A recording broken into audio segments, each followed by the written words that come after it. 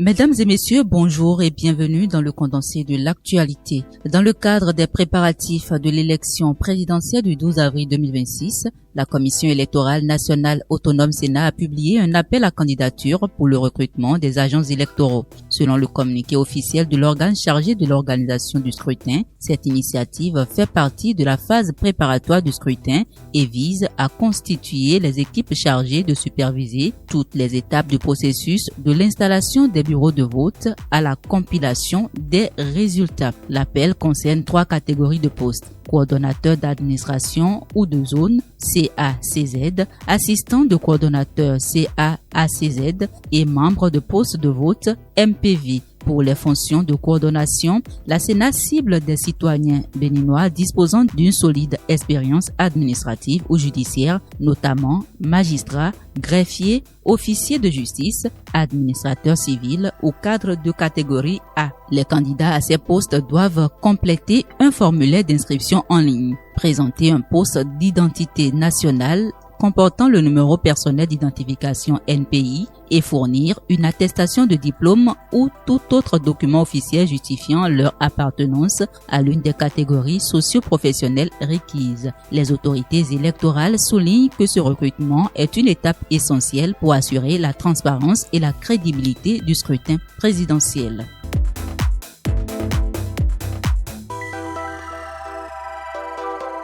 La Cour constitutionnelle a proclamé hier lundi 19 janvier les résultats définitifs des élections législatives de 2026. Cette proclamation intervenue après la publication des résultats provisoires par la Commission électorale nationale autonome Sénat dans la nuit du samedi 17 janvier confirme l'essentiel des chiffres avec de légers ajustements au niveau des décimales. Au plan national, la Cour constitutionnelle a arrêté les scores définitifs des partis à 41,21% pour l'Union progressiste Le Renouveau, 36,62% pour le Bloc républicain, 16,20% pour les démocrates, 4,78% pour la FCBE et 1,19% pour la Moelle Bénin.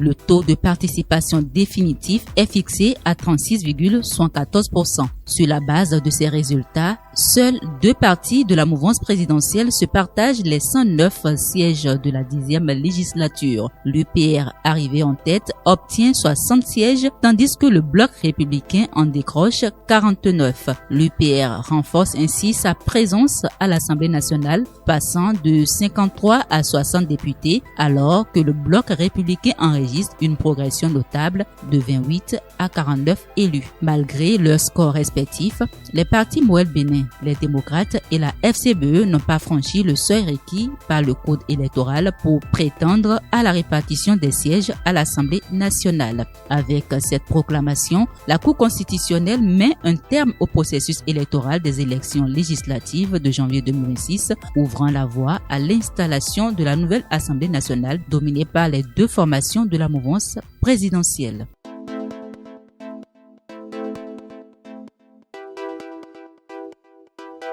Les forces armées béninoises lancent un concours de recrutement pour 750 jeunes au titre de l'année 2026, a annoncé le chef d'état-major général Fructueux Baguidi dans un communiqué du 15 janvier. Les candidatures sont ouvertes du lundi 19 janvier au vendredi 6 février 2026 dans les préfectures du pays. Pour postuler, les candidats doivent être de nationalité béninoise, âgés de 18 à 25 ans, titulaires de BPC ou équivalent, jouir de leurs droits civiques, avoir une bonne constitution physique et mesurer au minimum 1,60 mètres pour les filles et 1,65 mètres pour les garçons. Les agents de l'État et anciens militaires radiés ne sont pas éligibles. Notons que ce recrutement vise à renforcer les effectifs des forces armées béninoises.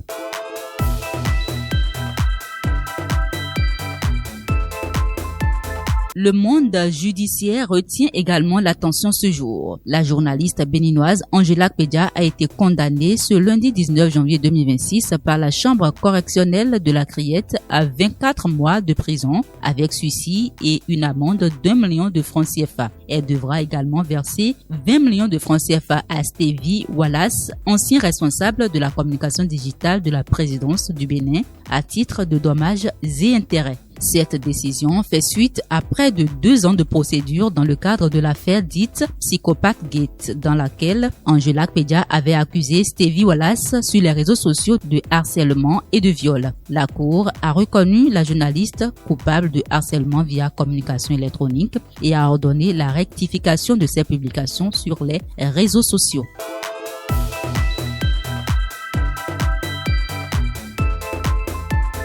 Hors du Bénin, en Ouganda, le président sortant Yoweri Museveni a été réélu avec 72% des voix à l'issue du scrutin présidentiel du jeudi 15 janvier 2026, selon les grandes tendances publiées samedi 17 janvier avec un taux de participation de 52%. Cette victoire lui assure un 7e mandat à la tête du pays. Ces résultats sont vivement contestés par l'opposition, notamment la plateforme d'unité nationale NUP de Bobi Wine, qui dénonce un processus électoral biaisé. Le parti accuse le pouvoir d'avoir volontairement entravé le déroulement du vote, évoquant des bureaux restés fermés, des retards importants et l'absence de matériel électoral dans de nombreuses régions. Dans ce climat de forte tension, la campagne et le scrutin ont été marqués par une présence sécuritaire renforcée, des arrestations de militaires de l'opposition et une coupure totale d'Internet. La crédibilité du processus électoral est ainsi remise en cause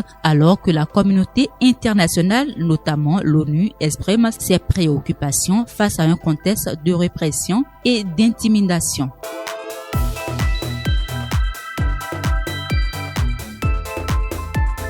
Enfin, le sport. La Coupe d'Afrique des Nations 2025 s'est conclue dans le tumulte. Dimanche soir, à Rabat, le Sénégal a remporté la finale face au Maroc 1-0 avec prolongation au terme d'un match aussi disputé que chaotique. Les deux favoris se sont livrés une bataille intense sans se départager au terme du temps réglementaire. Le Sénégal s'est montré plus incisif en première période tandis que le Maroc a répondu par séquence sans parvenir à concrétiser ses occasions.